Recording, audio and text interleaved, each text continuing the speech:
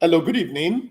Dr. Chudi Ufondo of Snowspirations Global Health Solutions. Thank you and welcome to our clinic this evening. Today is a great day. Today in this channel, it's a very big, great day. And I want to use this opportunity to thank all the members that actually followed us, supported us, and helped in achieving this milestone. So today in our channel, we are able to reach more people. We are able to monetize. So monetization means over time, whatever value we have in this channel, we're going to benefit from that. But the channel has been growing from leaps to bounds. So there are so many people that came in. There are so many new members. And on this day, we were able to reach the milestone. So I want to thank you guys for this great opportunity. But this evening, we're talking about ectopic pregnancy. What's ectopic pregnancy? And if you have ectopic pregnancy, how can you overcome ectopic pregnancy and go further to still become pregnant? So that's going to be the topic we're going to discuss this evening. It's a very important topic. Ectopic pregnancy is actually an emergency. Emergency means we need to deal with it immediately because if we don't, the life of the woman is in danger. So we're going to talk about ectopic pregnancy, and I want you to quickly settle in. I'm going to use this to demonstrate ectopic pregnancy. Then I'm going to tell you a couple of things you might expect. Then after that, I'm going to talk about the treatment and what you need to do subsequently to have a chance to become pregnant, and not just becoming pregnant, becoming a mother. Now I'm going to start. So you see, the process of pregnancy, it's ordinarily well organized, well structured. So the man will make love to the partner, ejaculate. The content of the ejaculate is where you have the sperm. The sperm will swim through, pass through the cervix, get to the womb, begin the upward journey to any of the tubes. By the time the sperm is getting to the tubes, it's expected that the egg would have been released. The egg will be released, and you can see this side has some finger-like projections. The eggs will go in through this tube. They will meet in a special place called the ampulla. The sperm will meet the egg. The union of the sperm and the egg will lead to a zygote, which over time will divide to become an embryo. Now, this is where the problem starts.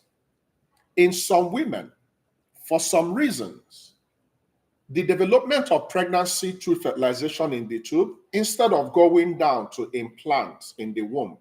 So the implantation in the womb is a very important process. If implantation doesn't happen, that pregnancy will not proceed. So in this situation, the pregnancy, instead of coming down to implant, will start developing in the tube.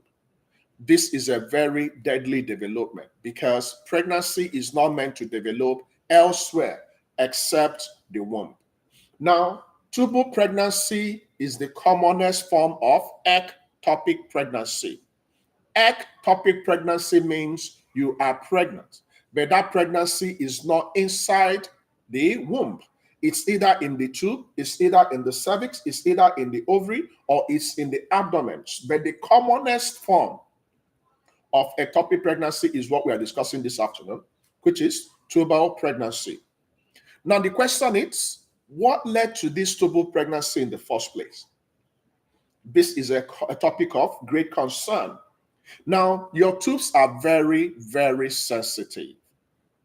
Anything that affects the integrity of the tubes can lead to its functionality. So there are a couple of factors you might be predisposed to, which can easily lead to ectopic pregnancy. Number one, if you have poorly treated sexually transmitted infections or untreated, undiagnosed sexually transmitted infections, two of which we are interested in, chlamydia and gonorrhea. If you have chlamydia and gonorrhea, they love the tubes. If we don't identify them and treat them on time, they love the tubes. So they can go to the tubes and start damaging the tubes and start leading to adhesions and start leading to scar tissues. When you have scar tissues in your tubes are not going to function properly. So instead of the fertilized egg to go down and implant, they will start developing in the tube. So one of the factors that can lead to tubal pregnancy is PID, pelvic inflammatory disease, chronic pelvic inflammatory disease. And chlamydia and gonorrhea, when we don't treat them properly, can lead to PID. Now, there are a couple of other factors that can lead to tubal blockage. So the ability and the possibility of having ectopic pregnancy is dependent on the integrity of the tube. Now, we know that PID can predispose you to this, but there are a couple of other factors. Anytime we have any procedure in the pelvis and we damage the tubes, anything that can damage the integrity of the tubes, if you have a very big fibroid occluding on the tubes, that fibroid can lead to problems in the tube. So if the fibroid impresses on the tube, the pregnancy will not be able to implant in the womb, and you can have ectopic pregnancy. Now, in some women, when they develop ectopic pregnancy, they won't even know. So some women might have silent ectopic pregnancy. But the three combination of symptoms you have to look out for in ectopic pregnancy is what? Bleeding, pain, and very big discomfort. So when a woman is in this condition, if she's presenting, she will definitely have pain. Depending on the side of the tube, that ectopic pregnancy is happening. Some women will not present with any symptoms. The symptoms will just be like any other symptom in pregnancy. So it can be misleading. Now, ectopic pregnancy is deadly. If it's severe form of ectopic pregnancy, if the woman is not treated immediately, she can die. She can bleed to death. So one of the cardinal presentations in ectopic pregnancy is bleeding and pain. Then some women can exhibit, vomiting, need to go to the restroom, so everything in your body is completely turned upside down. So you need to be careful. Every pregnant woman in our community must go for ultrasound. So when you're pregnant, don't just settle for urine pregnancy test, blood pregnancy test. You have to go for ultrasound. Ultrasound will show us that the baby is developing inside your womb. That process is called intrauterine pregnancy. Once we know that you are pregnant, but we cannot see the sac, but we cannot see the pole, then we begin to suspect ectopic pregnancy. Very, very important. Now, the management of ectopic pregnancy is dependent on the time of diagnosis, is dependent on the severity. Now, what you need to understand, because it's a clinical diagnosis, it's important to enroll in an ANC immediately you confirm you're pregnant. You go for your urine test, you go for your blood test, you go for your ultrasound, you register with your doctor because the presentation is a clinical diagnosis. So you can have ectopic pregnancy, and if you don't have an experienced doctor to pick it up, the only option left for most ectopic pregnancy, 99% of ectopic pregnancy, by the time we are diagnosing them, the tubes have been damaged. But if ectopic pregnancy is diagnosed early, there are some drugs we can give you to stop the development of the pregnancy. One common denominator in ectopic pregnancy is the fact that once we diagnose it, we have to stop that pregnancy immediately because the life of the woman is in danger, and obviously the pregnancy is not viable. So what do I mean by the pregnancy is not viable? No baby can survive in the tube because the tube is not where pregnancy is meant to be. So by default, that baby is already dead. What we are contending with is how to save the woman. So if we diagnose ectopic pregnancy very early, we can give the woman a medication we call methotrexate. So methotrexate will stop the further development of the baby, and the body will absorb the baby, and the woman will go ahead and start living normally. Now remember that when you're pregnant, there is a particular hormone we check in your body that will tell us if you're pregnant. It's called the beta HCG, beta human chorionic gonadotropin. So one of the management protocol in ectopic pregnancy is to monitor your BCG. Sorry, your beta human chorionic gonadotropin. So that's HCG. Okay, we have to monitor it because once pregnancy is no longer viable, it's expected that the level of your beta HCG will start coming down. So one of the things we normally check in ectopic pregnancy in a woman, depending on the time of diagnosis, we want to monitor the beta HCG. We want it to come down. So when we are giving you the methotrexate, we can actually start monitoring the beta HCG. Now, some women might be lucky If the ectopic pregnancy is diagnosed early and we saved your tube by giving you methotrexate and not removing your tube, then you might save your tube. Unfortunately, in most developing countries, including Nigeria, by the time ectopic pregnancy is diagnosed, it's already late. So what do? We have to remove that tube. So the woman will go through the process of salpingectomy. So that particular tube will be completely cut off. Definitely the pregnancy will be stopped. So it's an emergency. So if you have had a ectopic pregnancy in the past and you're in developing country, like for example, if you're in Nigeria and they told you have a ectopic pregnancy, the possibility you only have one tube is about 99.9%. Can you still become pregnant with one tube? 100%. So what will be the criteria that will aid you in becoming pregnant if you have had a ectopic pregnancy? Remember, if you have a ectopic pregnancy, you've lost one tube. So either you lost this tube or you've lost this tube. But one tube is good. If one tube is good, you still have a chance. If unfortunately both sides are damaged, you have lost your chance of becoming pregnant the natural way. You can still become pregnant through IVF because once your tubes are damaged, you don't have any connection between the ovary, the eggs, and the womb. The connection is already cut off. So your tubes are the bridge. Once we burn the bridges down, we can no longer get to the tube unless we go outside the body, then come back in again. So the management of ectopic pregnancy is dependent on the time. Now, subsequent pregnancy, it's important, it's possible, but at that stage, you have a higher chance. So a woman that has had ectopic pregnancy in the past will have a higher chance of having repeat ectopic pregnancy. So your subsequent pregnancies must be fully planned. We have to take time, follow you up, make sure everything is okay, treat all infections, make sure we keep an eye on you so we can make sure that subsequent pregnancies are gonna be intrauterine. Unfortunately, some women will go ahead and have the second ectopic pregnancy. When you have the second ectopic pregnancy, what happens? You have lost your two tubes. Can you still become a mother? Yes. What do you need? IVF. So it's important to understand this. Now, the fact you have got problems with your tubes doesn't mean you have infertility. But unfortunately, some women that had a ectopic pregnancy in the past lost their tubes. Majority of them would have had infertility before them. So that PID I'm talking about can lead to infertility. Tubal factor is a factor in infertility. So your ability to become pregnant subsequently is dependent on a couple of factors. Number one, what led to that ectopic pregnancy in the first place? Number two, your age. Most women that will have ectopic pregnancy, it will happen around age 25 to 35.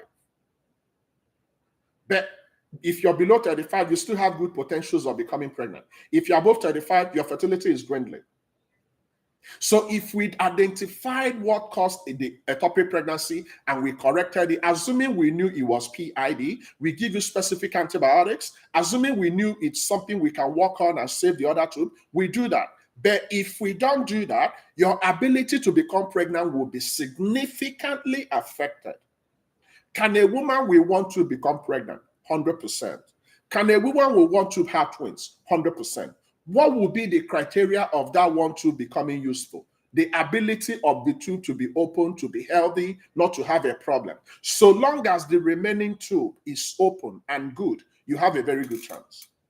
So women that have had a ectopic pregnancy, you have a big disadvantage.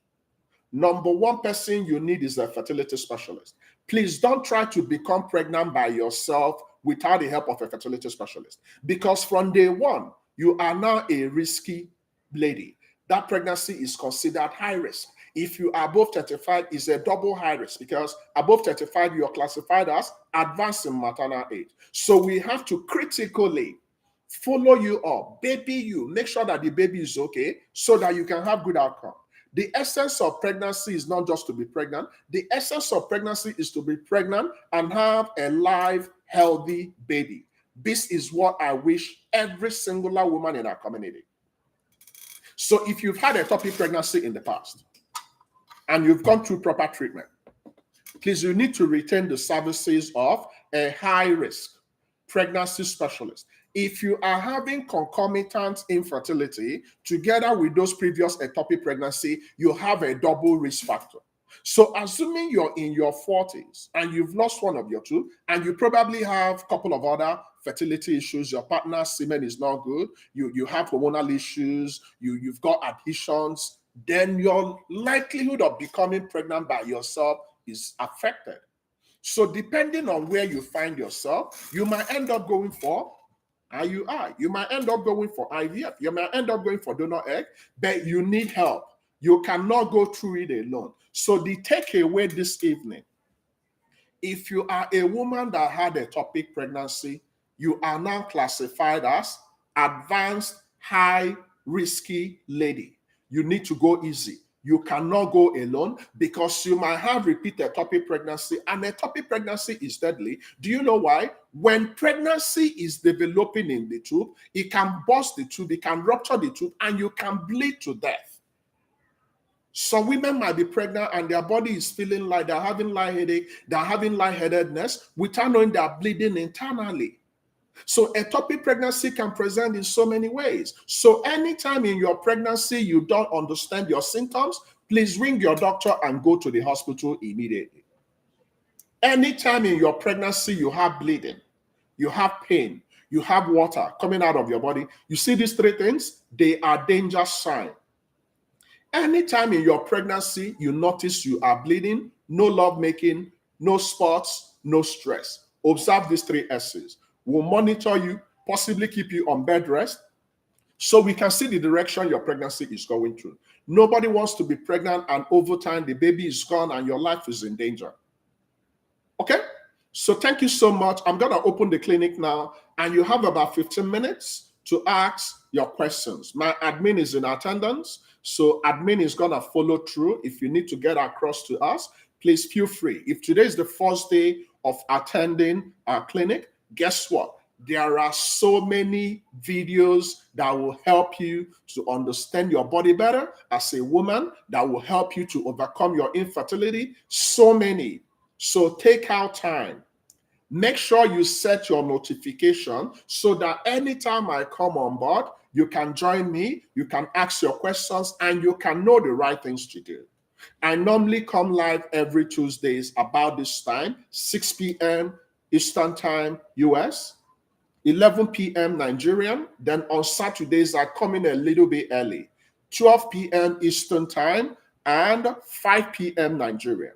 So if you happen to be around within this time frame, you can always catch me in YouTube and we can have fun. But right now, please go ahead and ask your questions in real time and I will attend to you. So if you have any questions, please ask. If you know any of your friends who had a ectopic pregnancy, you can share this video with them. It's going to help them to understand it better. It's going to help them to seek the help they need. It's going to help them to begin their ANC on time. So you see, every pregnant woman is advised to start their ANC on time. You cannot compromise the comfort of your baby. Please ask your questions. Okay, what symptoms can alert one of possible ectopic pregnancy? Like I mentioned, Kenneth, sometimes no symptoms, it's silent. But some women might start having unexplained bleeding. Some women might start having excruciating pain on that side of the tube. Now, there's a symptom you might have that might be strange. Some women can start having shoulder pain. When you have shoulder pain, your shoulder is not connected to your womb, but when you have accumulation of blood in the empty spaces in the body, they can get to the diaphragm. Your diaphragm has innervation that will go through the shoulder. So some women that have ectopic pregnancy will notice pain in the shoulder. That's what we call a referred pain. So there is no standard symptom you will experience that will be specific for ectopic pregnancy, but most women that have ectopic pregnancy will have bleeding, pain, and discomfort, and feeling of lightheadedness, and feeling like something is wrong with you. Some will vomit, some will want to go to the restroom a couple of times. All these things are signs that something is happening on the inside. The only way for us to diagnose what you are having is to go to the hospital immediately. Any pregnant woman should know the normal signs so that once something is abnormal, you begin to seek help. Very important and critical question, Kenneth. Good evening, Doc. Can ectopic pregnancy move to normal pregnancy and develop in the womb under medical professions? No, my sister. You see, pregnancy is well planned. Once the time the fertilized egg, which at that stage is called an embryo, it's not able to go to the womb to develop and start developing in the tubes, that's already confirmed ectopic pregnancy. That pregnancy is not viable. So what do you mean by viability? No baby can survive in the tube. So once we have confirmed ectopic pregnancy, our aim is not to help the ectopic pregnancy to begin the journey to the womb. Our aim is to stop that pregnancy, save the life of the woman, and see if we can save the tube. If we cannot save the tube, we remove the tube. Thank God, God gave women 2 tubes. So ectopic pregnancy is an example of non-viable pregnancy. You see, you can actually be pregnant, but unfortunately, that your pregnancy will not yield to a live baby. So some women can have missed abortion. In missed abortion, for some reason, your baby died on this side, but you didn't even know that your baby died because you were not having classical pain, classical presentation of miscarriage. You can have blighted ovum, or what we call anembryonic pregnancy. For some reason, when your mother and your father were coming together, the transfers were not complete, so you have empty womb pregnancy or blighted ovum. Some people can have chemical pregnancy. Some people can have molar pregnancy. And definitely some people can have ectopic pregnancy. These are all pregnancies, but unfortunately, they will not yield to any baby because they are not viable. Okay? Can ectopic pregnancy occur anywhere else but the tube? Very intelligent question from Kenneth. The answer is yes. But the commonest place for ectopic pregnancy to occur is in the tube. That's why it's called tubal pregnancy. So ectopic pregnancy can happen in the cervix. The cervix is not supposed to be a place that baby will be developing. Ectopic pregnancy can happen in the ovaries. Ectopic pregnancy can happen in the omentum. Ectopic pregnancy can happen in the abdomen. So any structure in the body, the pregnancy can go there and be developing. But the commonest majority of ectopic pregnancy will happen in the tube. Very important. Very, very important to know this. The fact you are pregnant, if you are not careful, if you don't have a doctor attached to you, if we have not confirmed that you are pregnant, the only clinical evidence you are pregnant is ultrasound. Every pregnant woman must get an ultrasound to show us that that baby is truly developing and everything is going okay. Then together with your beta HCG, we need to see the beta HCG doubling every 72 hours. If your own is not doubling, then something is wrong. So yes, ectopic pregnancy can happen elsewhere outside the tube, but majority, throughout my training in medical school, I only saw ectopic pregnancy in the tube. I never witnessed any other side of ectopic pregnancy. I only read it in the textbook. Okay? All right, please keep asking your questions. Theoretically, can HSG dislodge an ectopic pregnancy? Okay, this is a very smart question from Kenneth, and I love smart questions. So here's the deal.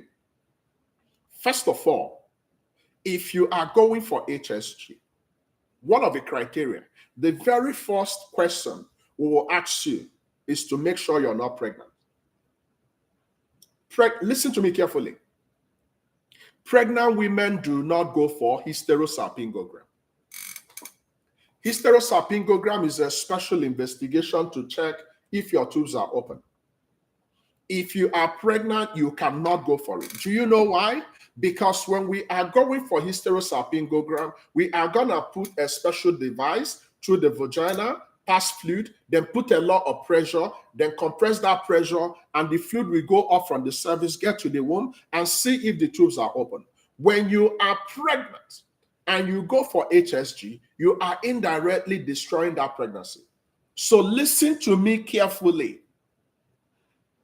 Before you go for HSG, hysterosalpingogram, we must confirm your pregnancy status. Once you are pregnant, you don't have any need to go for that. Now, back to the question Kene asked. If your ectopic pregnancy was at the early stage, that's about the stage we can use methotrexate to take care of it. If your ectopic pregnancy was at that very early stage, and probably you didn't know you're pregnant and you went for HSG, I can hazard a yes, depending on the size.